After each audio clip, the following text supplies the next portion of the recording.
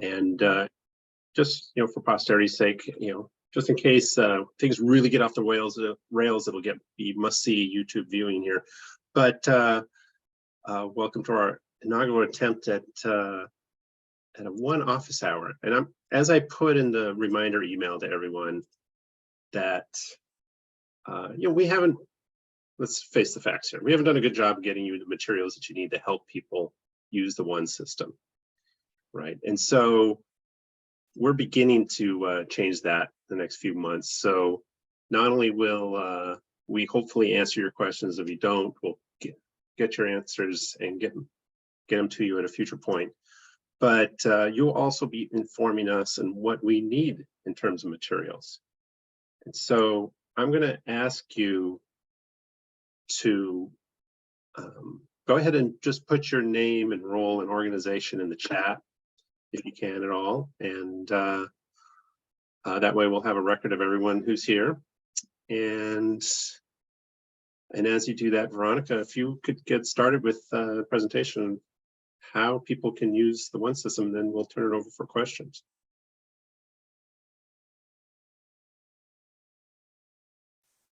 All right, let me share my screen here.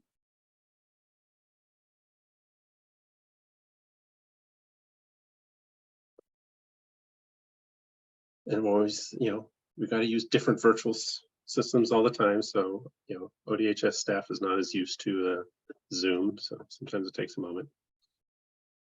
Yes, speaking of that, can you guys see my screen? Not yet. Oh.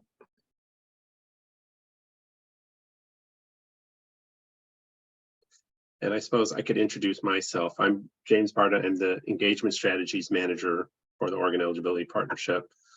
And I'm looking forward to hearing your questions. So, all right, Veronica. All right, can you guys see my screen? Yes. Okay, perfect. All right, good afternoon, everybody. My name is Veronica, and I am one of the leads for the applicant portal technical team. And today I will be going over the guide on how to set up a one online account in the Oregon One mobile app. So a few things to note, we do prefer that you complete account setup in one session. You'll need to accept the terms and conditions to use the Oregon One mobile app. And the Oregon One mobile app is available in 2 languages for right now, and it is English and Spanish. So the first step to set up your online account, you'll click on the create an account white button on the bottom of the screen. Hey, Veronica, I'm going to jump in with obnoxious questions or things. Does everyone know where to find One mobile app? Does everyone, because anyone, I have it loaded on my personal phone, anyone can load it. Is there any problems finding and loading the app?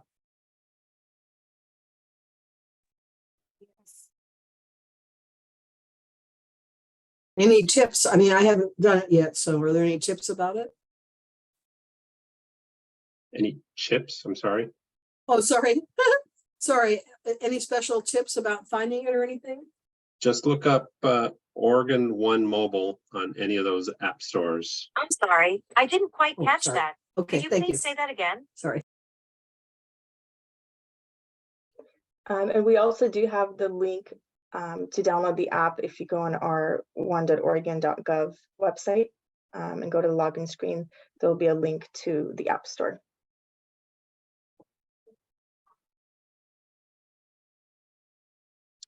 All right, so after clicking the create an account button on the bottom of the screen, it'll open up a getting started with creating an account.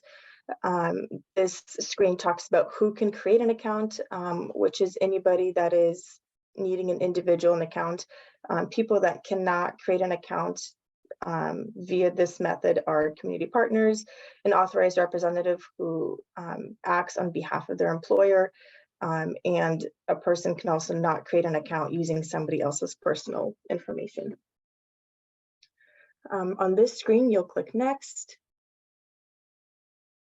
And that'll take you to a screen where you select what account type you would like to use. So if you are applying for benefits for yourself or individuals in your household, you will select this individual account option. if you are applying for benefits on behalf of another person, so that could be an adult child, your parent, your friend, etc., you will select the authorized representative account option, and then you'll click next. And Veronica, I'm just going to keep asking questions too. Like for the authorized representative, that carries a legal responsibility, is it? So for most people who are helping others with their mobile account, they're probably not going to be doing that, right? They'll be just asking the person to do the individual. Is that accurate? An authorized representative can't, so they would create an account under their own personal name and then apply for the individual via that method. You do have to fill out the authorized representative MSC 231 form, and that will need to be on file before we'll accept signatures for the application and talk to you regarding that individual's case. But you can still create the authorized representative account in your own name and apply for other individuals. This screen also has a little information box here that asks if you need to create an account due to applying for people for your job. So if you are applying for people through your employer's organization, we actually have a different process. Those accounts are called organizational authorized representatives, not to be confused with the regular authorized representative accounts. So if that is you, you would just reach out to your local ODHS office and they will help you get started on creating the correct account type.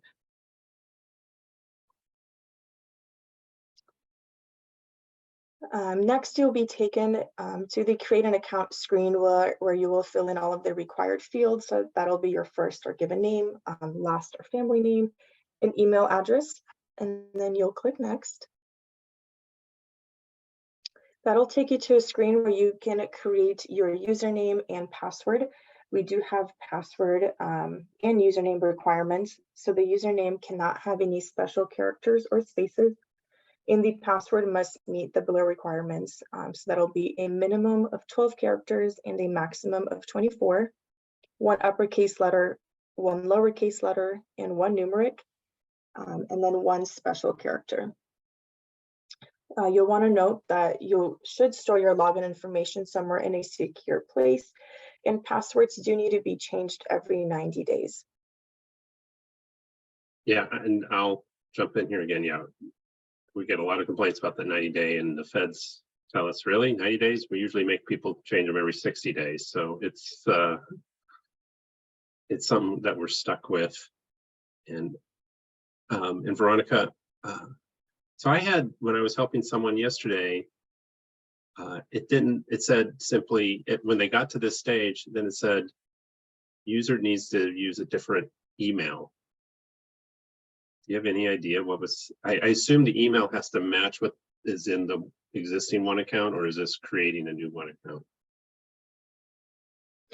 So this is the process to create a brand new account. If you receive a message that says that the email cannot be used, that indicates that there's already an account created with that email address.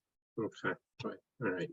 That was strange. All right, I'm good. Sorry, but but the email address on a person's online account does not have to match the contact information email that is on the case. All right, so after clicking next on the screen, you'll get an email to confirm that the account is set up. You'll check your email inbox to activate the account. So you'll need to click on the hyperlink to verify your account, or you can copy and paste it into your browser search bar. This link is only active for 72 hours, so it will be need to be used before then. If for some reason you did not get the chance to verify your email within the 72 hours, there is an option to request a verification link to be resent to you, and that is on the login screen. You can also call the technical support team and we'll get that link resent to you.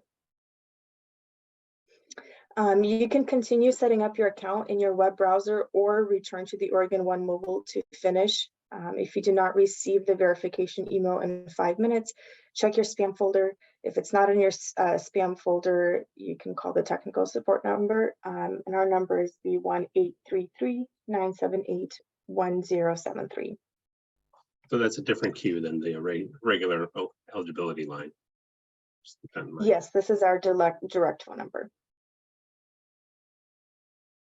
Shorter waits. Yes. You can also reach us by calling the main 1-800 number and then choosing option 5. So after verifying the link that was sent to your email, you'll go back to the login screen. And again, you can continue doing this in the web browser, or you can come back to the mobile app to do this.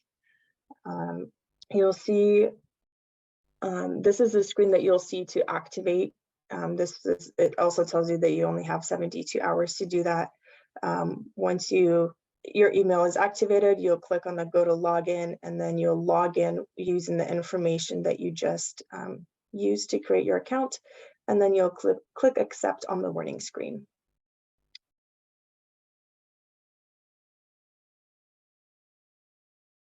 This will take you to the beginning of the user verification.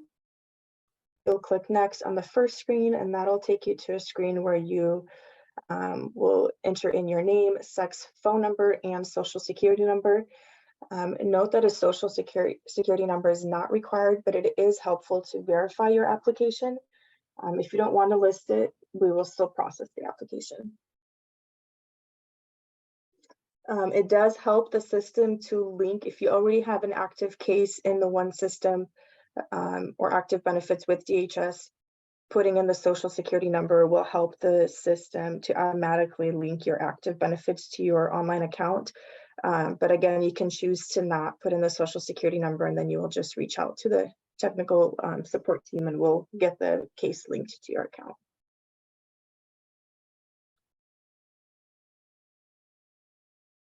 Any questions so far? This is a lot. Going quickly.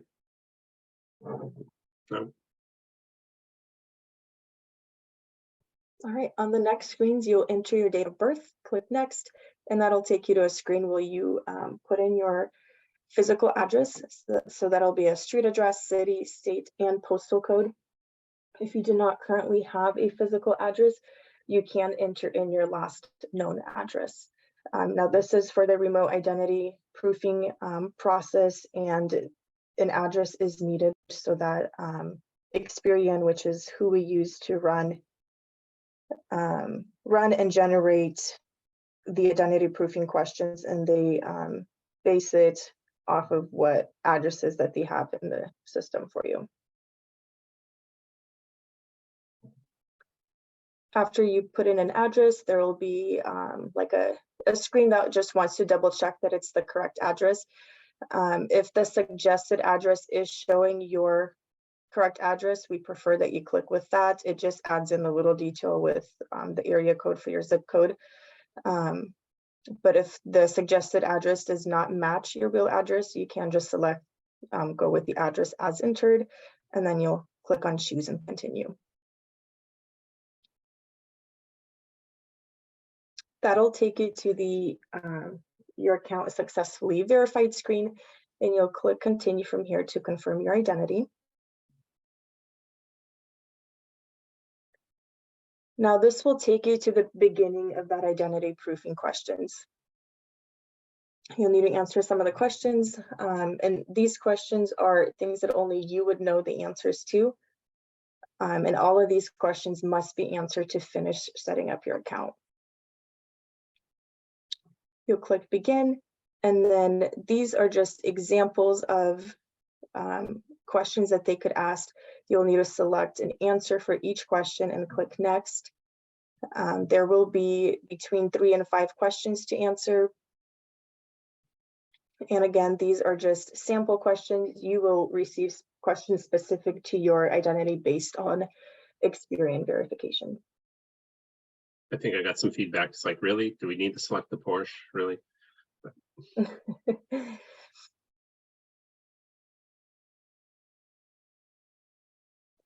After you answer the verification questions, you'll get the success screen. Your identity has been successfully verified.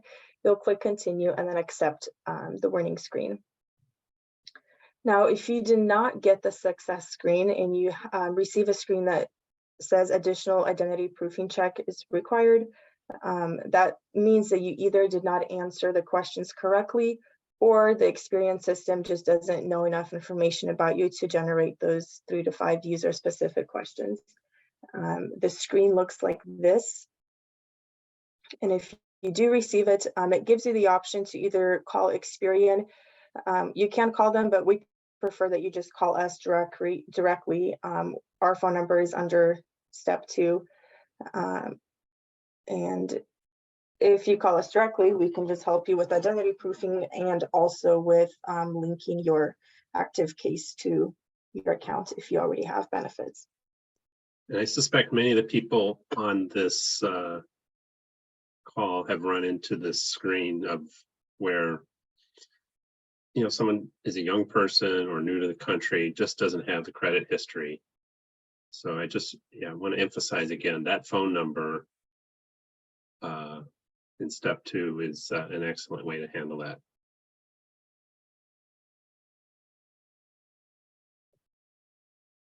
All right, so if you do not have a prior case, once you are done with the identity proofing, you can go and apply for benefits via the website. The mobile app does not currently give you the option to apply for new benefits, but you can do it through the website using the same login information you just created for your account. If you don't want to apply via the website, you do have other options such as applying over the phone or by going to your nearest ODHS office. If you have a prior case in the system, you should see your active benefits on the dashboard. And at that point, you would be all done with setting up your online account. But if you have benefits from ODHS and receive the below message, you'll want to call the applicant portal technical team, and we will help you with linking your benefits to your one online account. And that is it for setting up the account. Again, if you have any questions throughout this whole process, please reach out to the applicant portal technical team. You can reach us at our direct number here, or if you call the main 1-800 number, we are option 5. And Emily, I see your point there of changing to maybe a little more, shall we say, softer, kinder. Well, oh yeah. So aren't we sort of contractually obligated to list Experian first? Something like that. So yeah, there's a reason it's listed first, but you don't have to list them first. Yeah, you got 2 options. So we're telling you, there's 2 options, but go ahead and call the second one.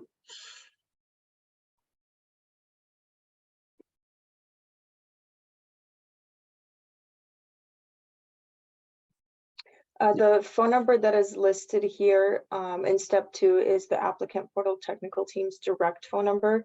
So they shouldn't be reaching eligibility unless they select options that would route them there.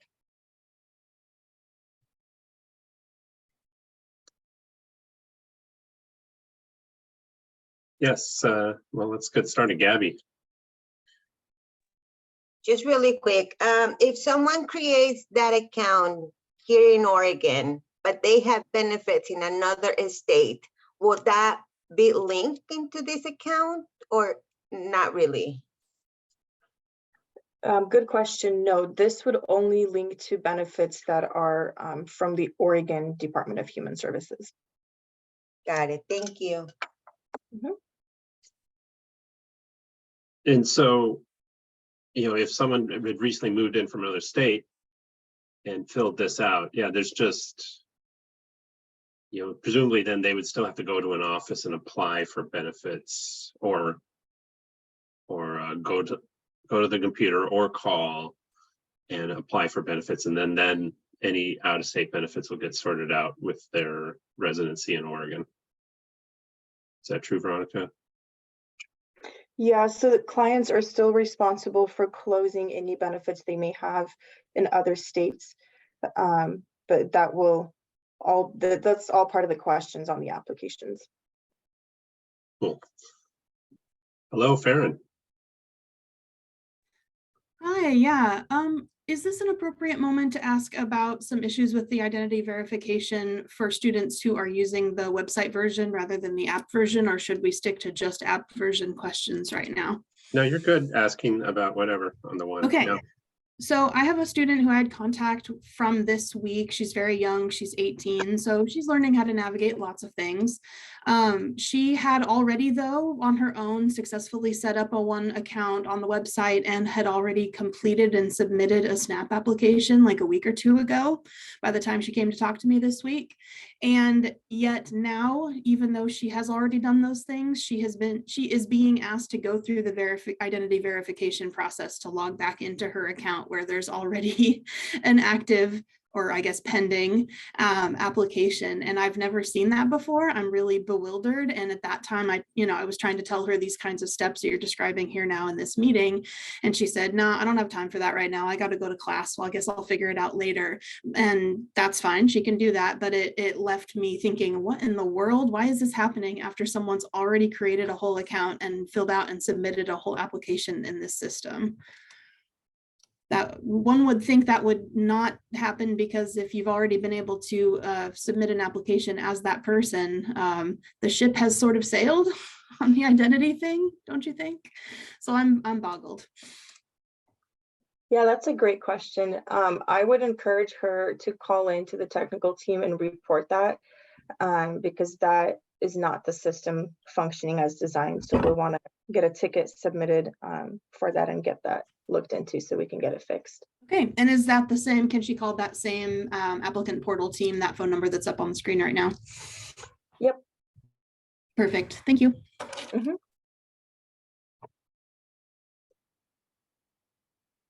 So as you're thinking about your next questions, I was just going to mention, I just want to remind people, you can do a lot on the mobile app.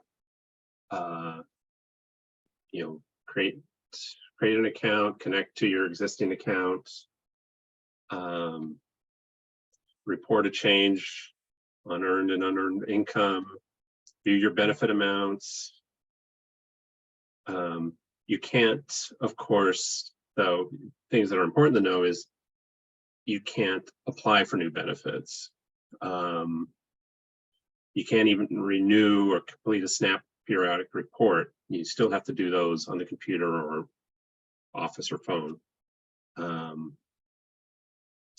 But a lot of the common things that people need to know, if there's a request for information, I just love the fact that you could take a picture of the pay stub and send it in through the app, things like that.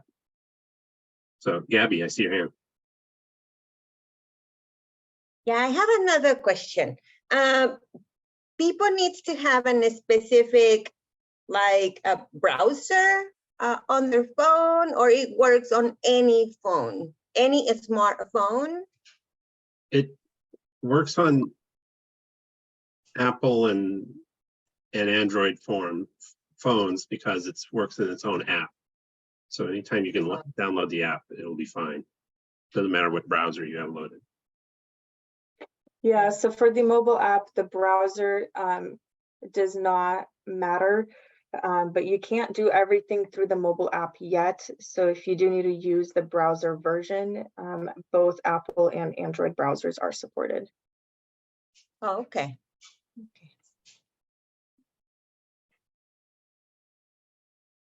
Yeah, so you can keep that straight. Like if you have to do your SNAP periodic report, I suppose you could do it through the browser on your phone, but oof. Okay, Hannah. I have some questions about updating SNAP cases online. I was wondering how long does it take for things like periodic reports to process on average? And will folks be penalized if the update isn't processed by their due date, even if they submitted it in time? So we don't have timeframes on where eligibility is at with their processing times. But no, they will not be penalized as long as they send in the required information by their due date. That's the date that we look at, is the date received, not the date that it is processed. Okay, perfect. I was hoping that it would create a timestamp so that they don't run out of time. My other question is, a lot of the time my clients will go on there and they'll be doing a periodic report, and the one system will tell them that they need documents to upload, but then they don't know what documents they are. Is there a way to find out without having to call a DHS office? So if it pens for documents, it should give you an RFI, request for information notice, and that notice should state what documents, and they are able to view messages in the mobile app. Okay, so they should get a message on the one system telling them what the document is that they need? If the case pens, yes. But with submitting, are you talking about like submitting a new application on the website or just in general?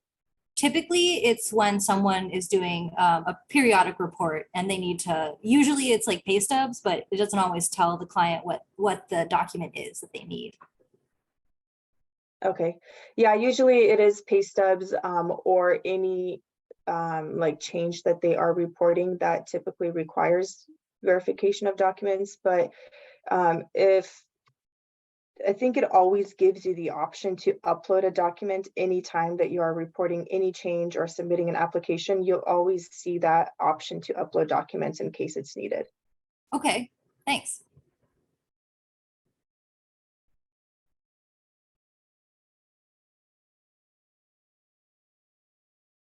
Cool. Okay, I know there's questions here. Come on. Oh, Farron in the chat. Is there? Yeah, she's asking for a timeline of when actual applications can be submitted in the mobile app. I believe that feature is coming early next year, if everything goes as planned.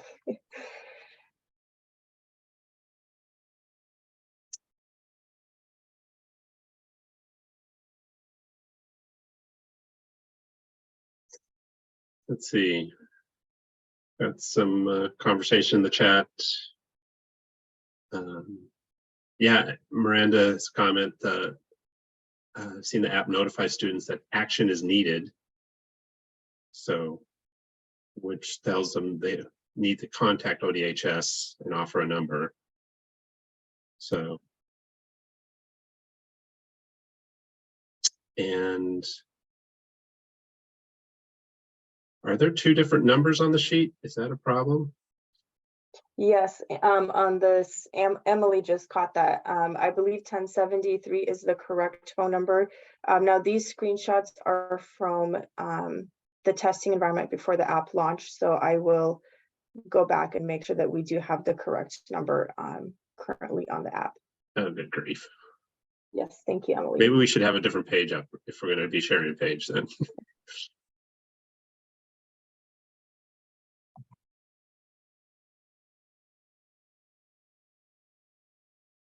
Yeah, that is an excellent catch. Thank you, Emily.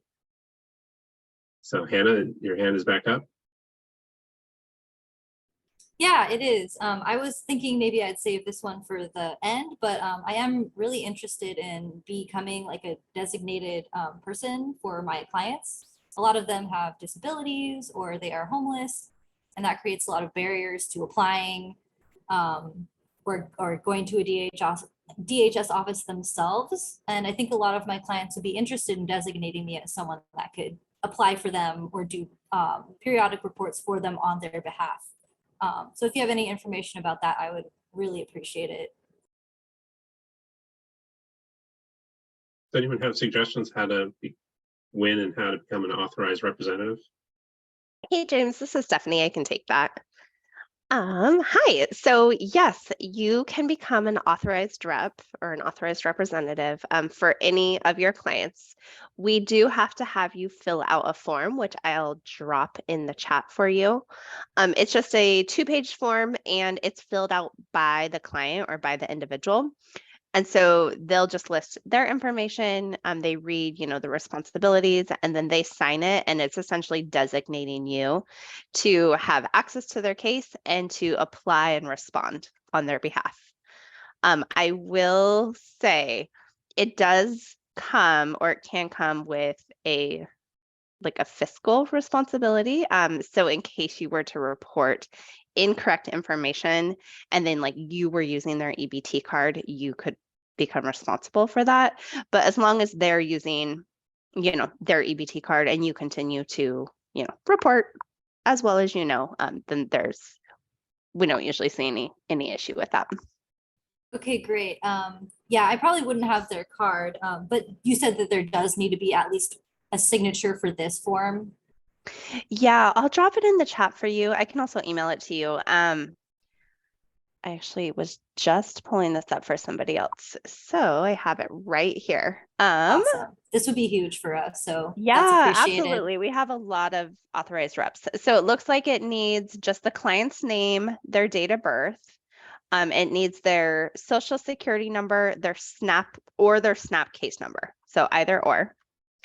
And then it just gives information. And then we ask for your name, email address, phone number, mailing address, and then both you and the client have to sign the form. And then when you turn it back in, we process it and add you to their case. Gotcha. Thanks so much. Yeah, sure.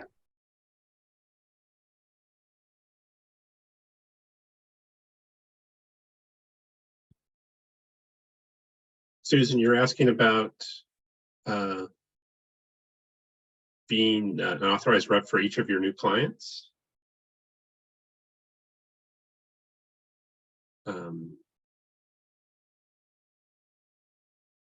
Isn't there a certain, maybe I'm missing something and someone can help me with this. Is there a bit of a, almost a financial responsibility you take on?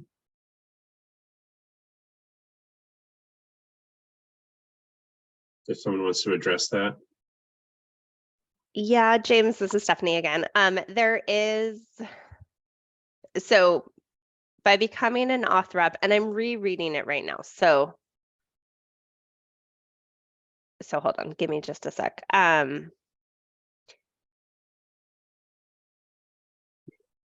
Well, here, I'll put the language in the chat. It might be better to just read it rather than me trying to verbally explain it. So just give me one sec. Okay, there we go. I'm going to go ahead and read it out loud for our video viewers. If the authorized representative gives wrong or incomplete information to DHS or OHA and the information results in an overpayment, the clients and other liable parties will have to pay back what they should not have received. If the authorized representative knowingly withholds or gives wrong information, the authorized representative will also have to pay it back. Yeah, it's nasty legalese there.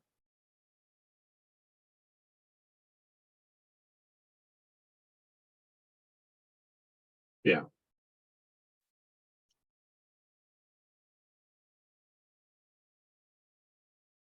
So I think, yeah, I wouldn't throw around authorized representative willy-nilly. You want to do it for people who really, can't fill out materials themselves.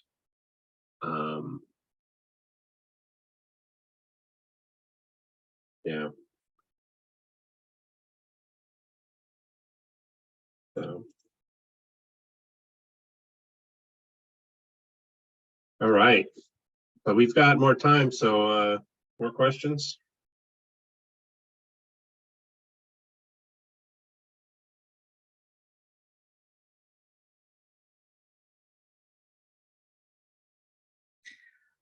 Even though we still have identity proofing info up on the screen right now, is it an okay time to ask other questions on other topics? Yeah, absolutely.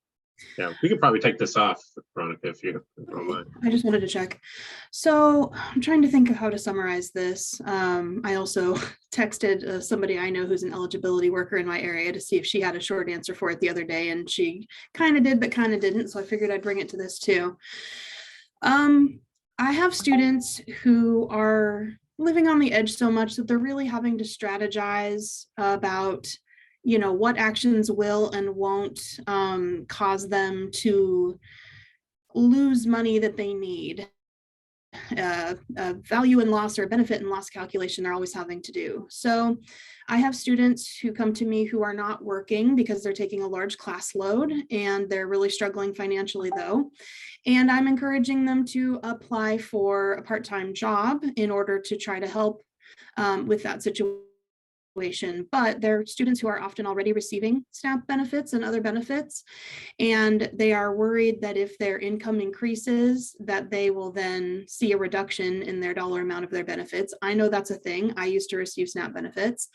However, the specific thing that they're asking me that I'm never able to answer is, if my income goes from this amount each month to that amount each month while I'm already receiving benefits right now, how much of that SNAP amount am I going to lose, or how much can I make each month before my SNAP amount starts to decrease?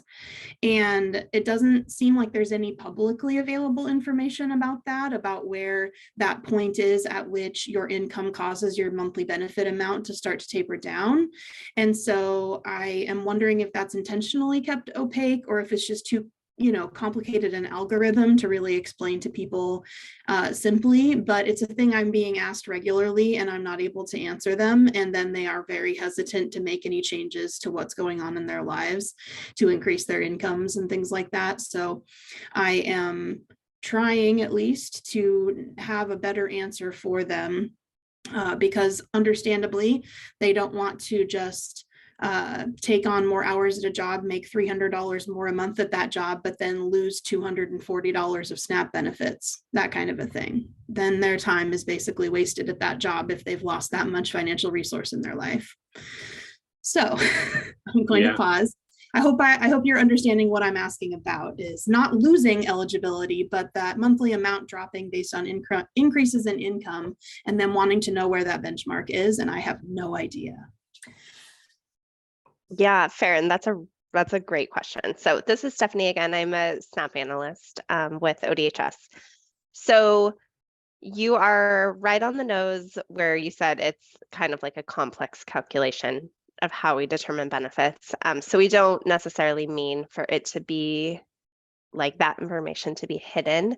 It's just that a lot of things go into the calculation when we look at SNAP benefits, but in general, we do look at, how much money the household has, how much cost they have in deductions. So we look at, any sort of shelter cost, utilities that they pay. Probably for students, in the most part, you don't have like court-ordered child support costs, but I'm sure some do.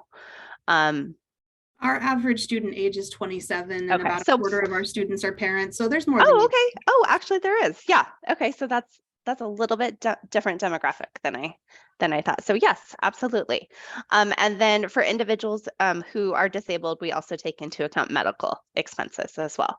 So when we take into those things, we do calculate it, and I don't know if this would be helpful or not, but I could share with the group the kind of like calculation that we go through. It's about 9 steps long. So it's kind of a lot, but we take it into account and see how much the household is eligible for. And then it looks at like 30% of that amount, and that's how they get the benefit.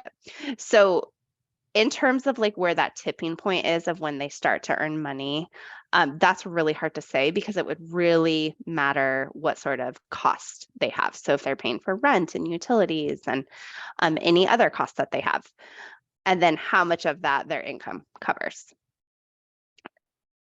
One thing I will say is that if they are eligible for SNAP benefits, so if they're approved, they don't have to report any change in their income until that 6-month check-in mark, as long as their income stays under 130% of the federal poverty level. And I can share that chart with this group. And so if their income stays, so if they get a part-time job and their income stays under that limit, they actually don't need to report that to us until that 6-month periodic report check-in. At that time, we will ask about it and they will need to report it, and it could change their benefit amount. But during that time, they're good.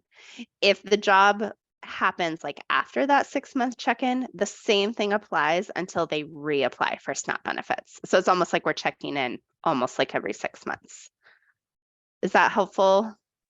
It is, and it makes me almost wish that even though it would make more work for college students, I almost wish that all college students had to do quarterly renewal. Oh, yeah. Because their income can change so considerably every quarter of the year, between summer jobs versus coming back to school in the fall, maybe having a work study award in their financial aid that they, although I guess work study award income isn't counted in SNAP calculations, so that helps. But there's just so many factors that their income is all over the place throughout the year. And so, yeah, I mean, that could be of benefit to them if they aren't having to report that unless it's a really large change until the next 6 months. But I think there's other situations in which their students receiving less benefit amount because their income is changing constantly. Right.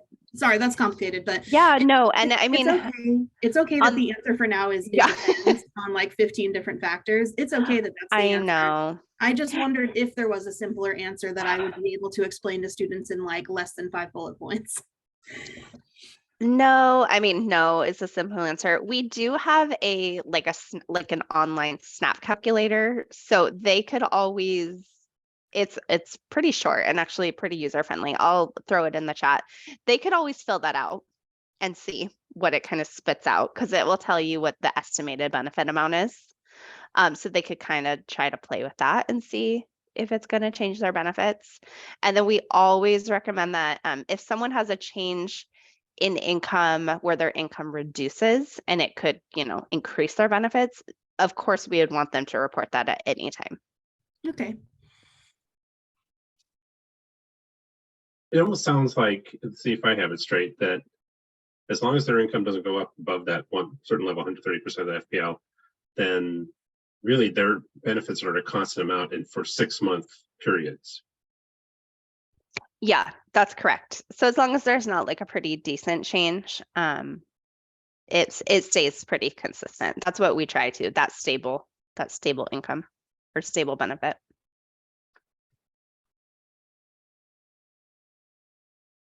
Great. And Susan, I see, or Farron, so are we set?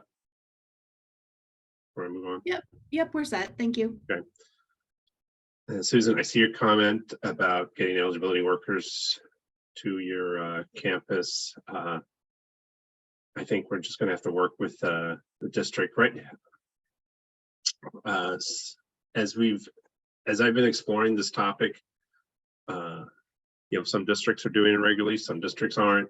So some schools are getting regular assistance, some are getting periodic assistance, and some are getting none, and it's not fair and it doesn't have any reason particularly, but it's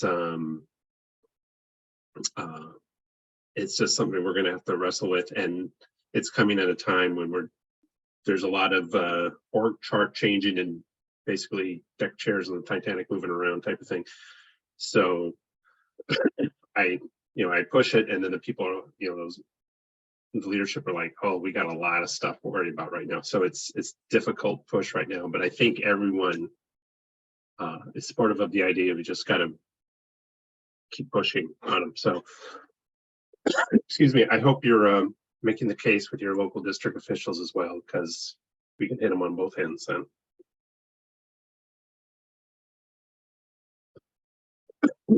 Did we get the link figured out?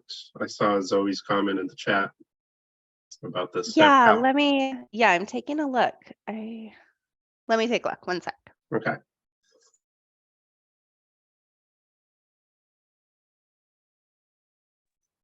Well, Susan, we can help you with that, of who your district officials are.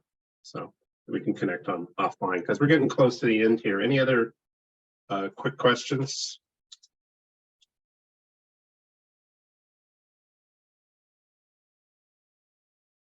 Yeah, James, I popped one into the chat a second ago. It just disappeared quickly because there were some other folks putting stuff in quickly also. Oh. Oh, how much federal influence we have about SNAP. Specifically about updates to their websites, because I'm sitting here looking at an FNS USDA webpage right now that the income limit information is so different from what we know is true and the info I give to students and the info that places like Partners for a Hunger-Free Oregon have materials for. And yet if you Google something like SNAP income limits, this website is like the third or fourth result. And so there are students who don't even bother applying or even coming to me to ask about it because they've read that and they've thought, oh, no, my income's too high. Yeah, I will absolutely do that, Stephanie. I see your comment. Thank you. Awesome. Yeah, I'll take a look. I know I've been working with PHFO recently to have some of their website updated. So I know they're in the process of updating some of theirs. So, oh yeah. Okay, let me look at it. I got it. Thank you. Yeesh. Yeah, in terms of how much control we have over the federal websites, I feel like sometimes, I don't mean to throw anyone under the bus, we have a hard enough time getting our own websites up in order, and federal, holy cow. Fair point. Okay, as we're looking at these websites and seeing what we can offer up, I just want to point out, Zoe, before I roll into a closing stuff. While on the topic of federal SNAP limits versus Oregon SNAP limits, is it true that the federal limits might be different because Oregon has a more expansive SNAP program? That's true, Zoe. So the federal limit is 185% of the federal poverty level. Oregon, though, uses the expanded eligibility. So we look up to 200% of the federal poverty level. So ours is a touch higher. So that could be a good talking point when working with students who are seeing conflicting numbers, is just to be clear that Oregon has expanded eligibility. Yeah, thank you for that. That's a very quick thing I can tell them of, hey, you may have seen these numbers somewhere, but we're more awesome in Oregon. Yay. That's right. Okay, so some housekeeping type things. This recording will post in just a few days. And I have a question for the group is, how often do you want to do this? We can do it every couple months, or what do you think? Or maybe not at all. I don't know if it wasn't that useful. It was very useful.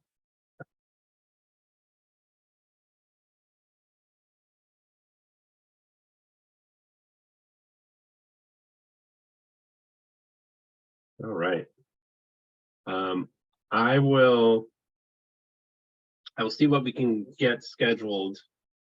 The holidays are around the corner, so it's always tricky playing with people's calendars, but I'll start looking a month out. It may be a little further than that for our next one, and we can get a regular schedule set up. How about that?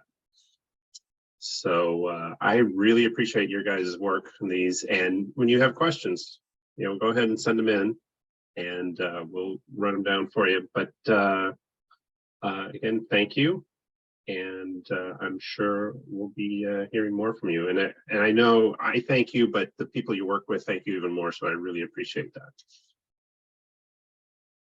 Have yourself a good afternoon.